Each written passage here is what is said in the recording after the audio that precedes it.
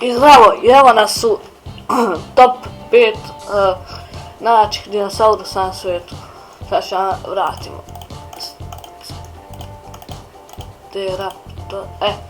Na petom mjestu je ovaj Raptor.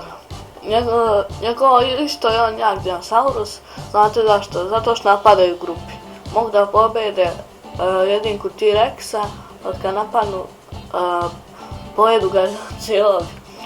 Njih 15-ak napadnu jednom. Sljedeći je Carnotaurus. On njemu ima oštre zube, mislim, ima jak ujed, prednje noge su mu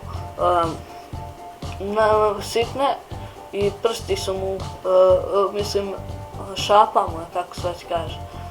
Nokti cavijeni ka zglobu i on isto jak. Na trećem mjestu je Megalodon. Mislim da je jak dinosaurus, vidite ovdje kao Titanik, ali to nije prava slika. Možda i jest, ne znam. Ali on je imao najjači ujed od dinosaurusa svih i imao je najviše zuba. Znači, i brzo je plivao. Na drugom mjestu je Spinosaurus. On je lovio ribu po rijeci, ovako kad dođe, zato što je ima dugačka usta kao krokodil. I kad bi ga povrijedili ovdje, on bi umro. Nagib na kičmi što ima. Zato što tu ima svoje, kako ga kajem, a nije bitno. Na prvom mjestu jeste T-Rex, najjači dinosaurus svih vremena.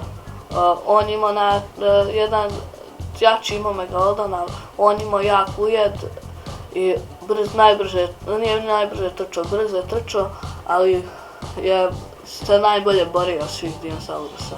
I to je bilo to. Ako vam se svidao, lajkujte i subscribeujte, vidimo se, pozdrav!